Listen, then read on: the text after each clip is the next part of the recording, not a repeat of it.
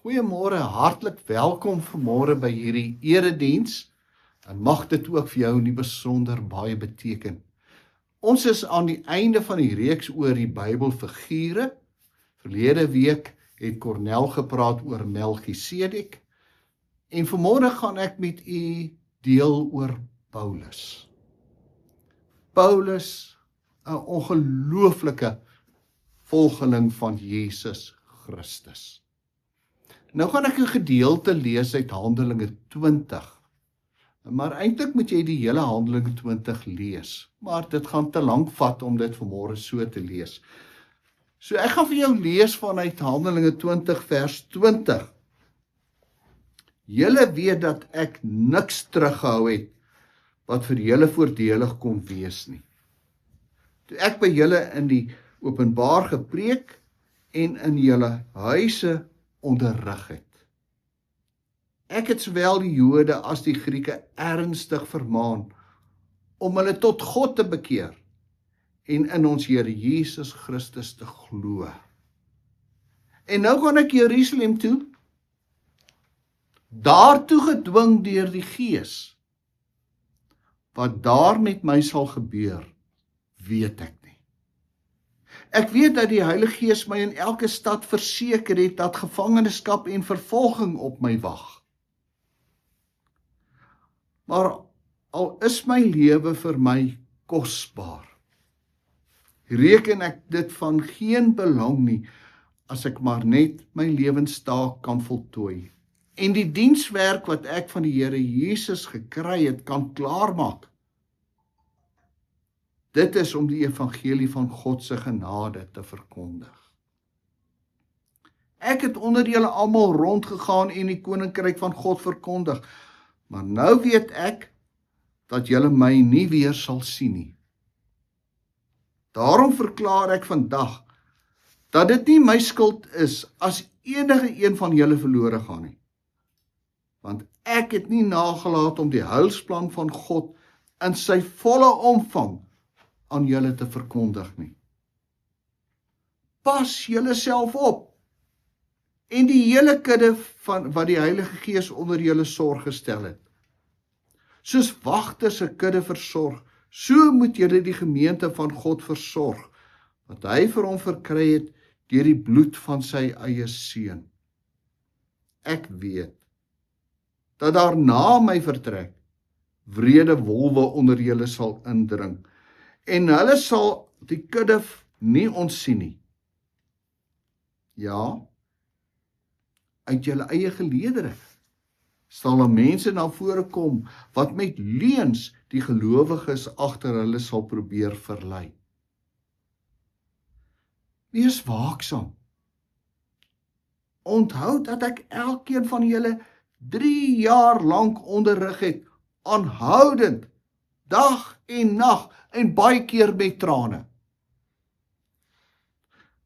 Maar nou vertrou ek julle aan God toe en aan die woord van sy genade. En die woord is magtig om julle te bou en julle in die seëninge te laat deel wat hy aan al die gelowiges as erfdeel beloof het. Ek het niemand se geld of klere begeer nie.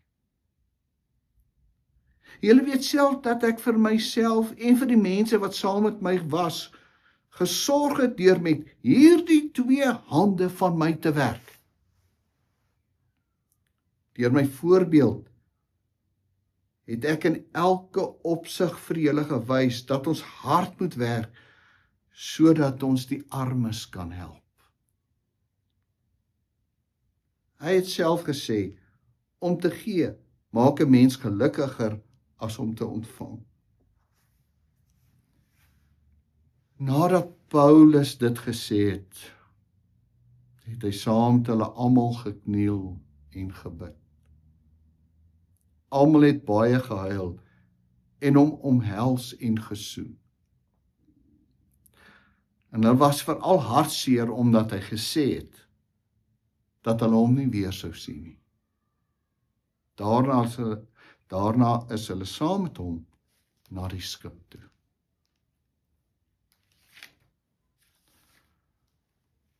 Het jy al agtergekom hoe maklik is dit om Jesus te volg? Om iemand te volg, te follow. As jy jou selfoon vat, neem dit jou presies 1 sekonde om te follow. Jy maak nou maar Facebook oop, of Instagram, of TikTok, en jy kyk na die profiel daaronder, en jy druk die knoppie follow. Dit kos jou niks. Kos jou nie geld nie. Jy hoef nie eers van jou stoel af op te staan nie. En jy hoef nie jou lewe te verander nie. So, om te follow. En weet jy, as jy nou 'n rukkie gefollow het, en die persoon sê iets wat jy nou nie meer van hou nie, dan gaan jy net na die knoppie onder en druk unfollow. Vrygestel, geen binding nie. Jy sien, ons leef in 'n tyd van goedkoop navolging. En ons hele kultuur is daar rondom gebou, sonder enige vorm van commitment. En weet jy, die groot gevaar is dat hierdie vorm van follow, van navolging, ook oorgedra word na gelowiges en na die kerk toe. Jy sit op die skerm en kyk hierdie prediker, en nou hou jy nie meer van wat hy sê nie, en dan gaan jy net weer na 'n volgende een toe, en na 'n volgende een toe. Ons wil vir Jesus follow, maar solank dit vir ons voordelig is. Ons wil vir Jesus follow solank dit vir ons gemaklik is. Niks van ons vra nie. Die voordele van die koninkryk hê, maar sonder die koste van die kruis. Maar wanneer jy vanmôre jou Nuwe Testament oopmaak en saam met my lees, hierdie evangelie wat Lukas geskryf het oor die evangelie van Lukas en Handelinge, ontdek jy 'n tipe navolging wat jou asem wegslaan. Hierdie evangelie wat Lukas geskryf het oor Handelinge en Lukas, is nie net maar 'n geskiedenis van stories wat hy aan mekaar geryg het nie. Hy het 'n klomp stories net by mekaar gemaak nie. Nee, hy bou 'n rasionele, onweerlegbare argument van hoe dit lyk om Jesus te volg. In Lukas 9 vers 51 neem Jesus se bediening 'n besliste wending. Daar staan, toe die tyd naby kom dat Jesus in die hemel opgeneem sou word, het hy sy gesig vasberade na Jerusalem gerig. Van daardie oomblik af stap Jesus doelgerig Jerusalem toe, waar hy aan die kruis uiteindelik sou sterf. En plaas jy nou Handelinge vers 19 en 20, Handelinge 19 en 20 langs dit, en wat lees ons van Paulus? In Handelinge 19:21 sê Paulus, dat die Gees hom voorgeneem het, dat Paulus hom deur die Gees voorgeneem het om na Jerusalem te reis. En in 2022, kyk, ek reis nou gebonde deur die Gees na Jerusalem, sonder om te weet wat my daar sal tref. Sien jy die patroon?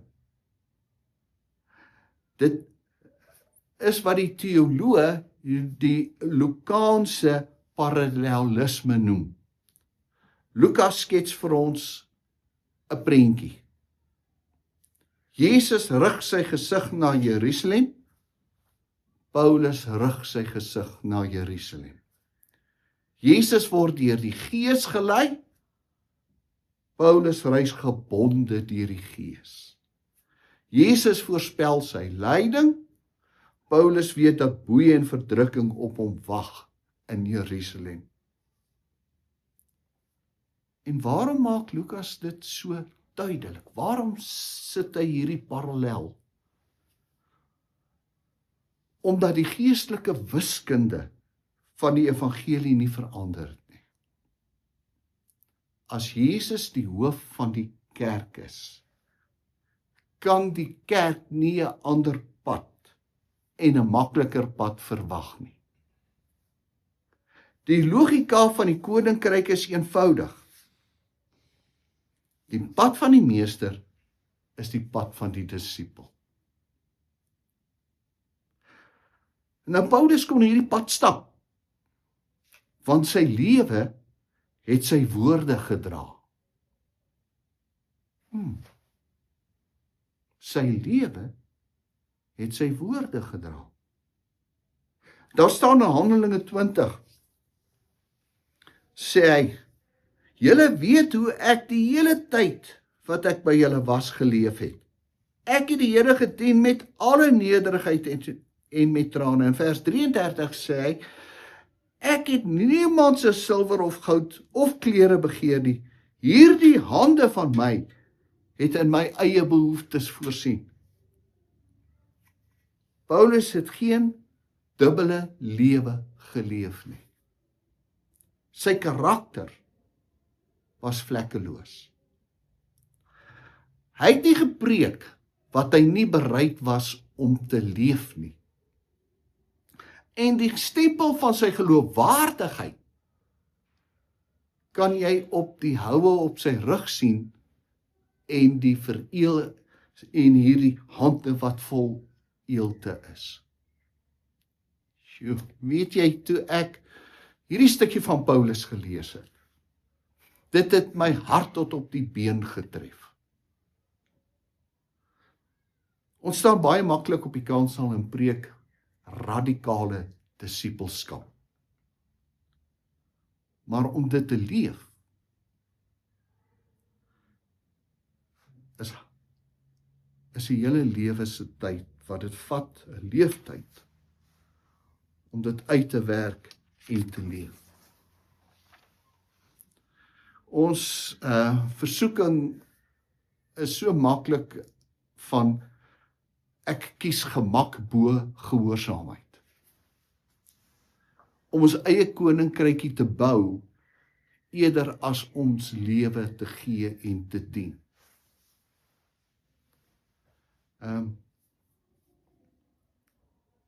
En predikante het soms die probleem dat hulle vir hulle eie koninkrykies wil bou.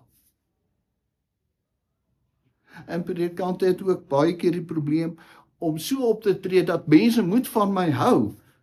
Ek kan nie aanstoot gee nie, as om met die integriteit van die evangelie te leef. Maar Paulus roep ons terug na integriteit. Mense, luister nie meer na ons woorde as ons lewe die boodskap weerspreek nie.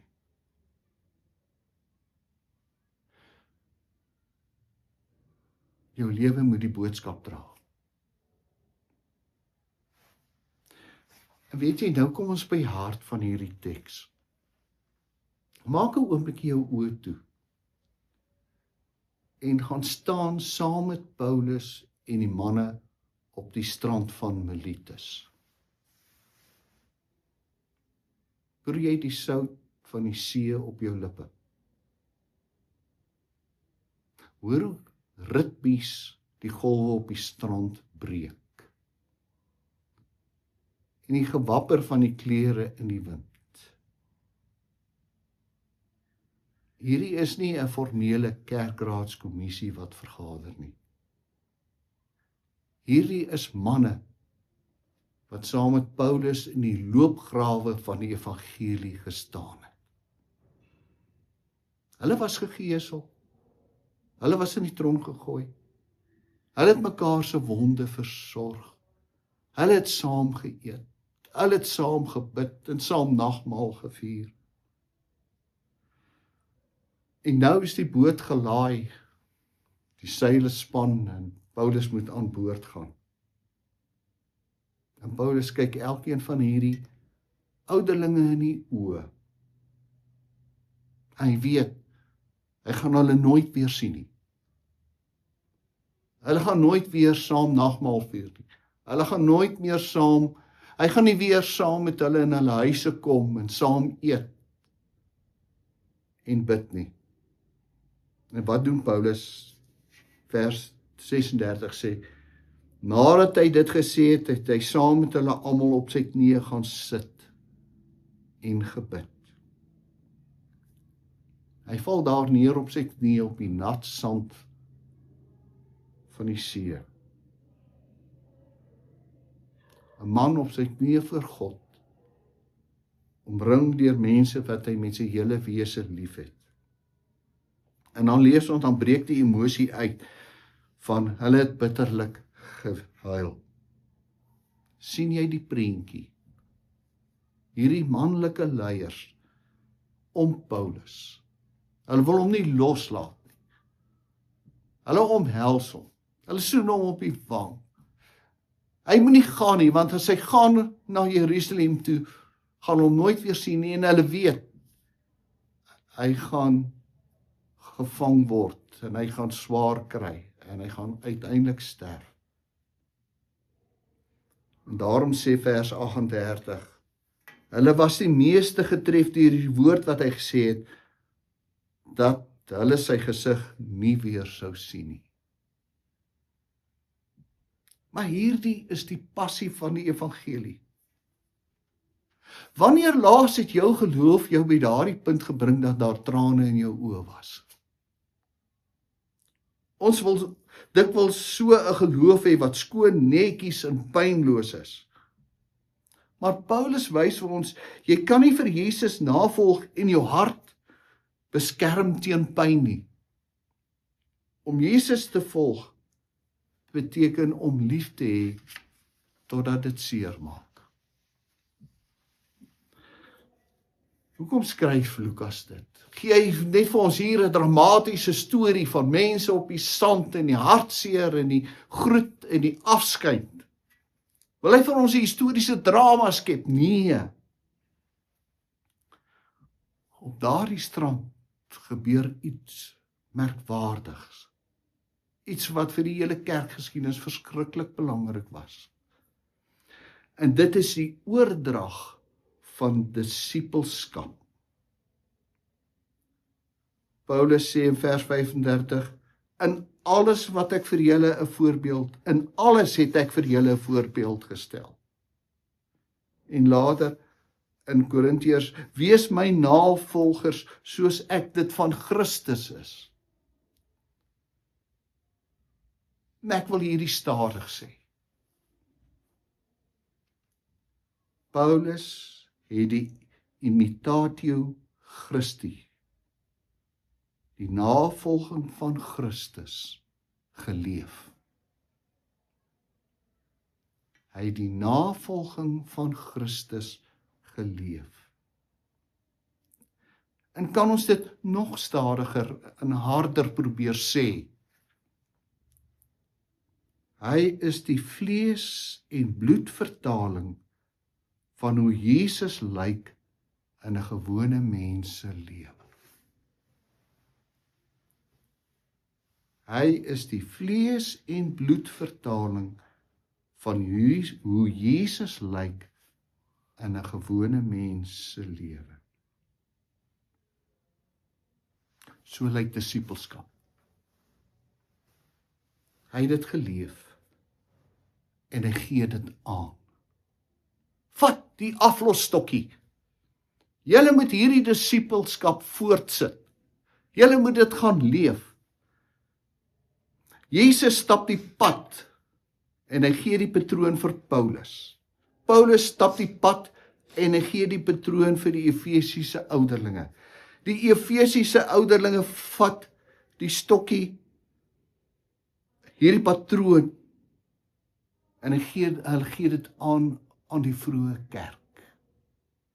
En die vroeë kerk vat die stokkie en hy gee dit in jou hande. Voel jy hierdie stokkie? Voel jy dat die stokkie van disippelskap oorgegee is in jou hande? Maar as jy hierdie stokkie vat, dan vat jy jou roeping. Dan het jy jou roeping in jou hand gevat. Paulus sê vir ons, jy is dalk die enigste Bybel wat die mense om jou ooit gaan lees.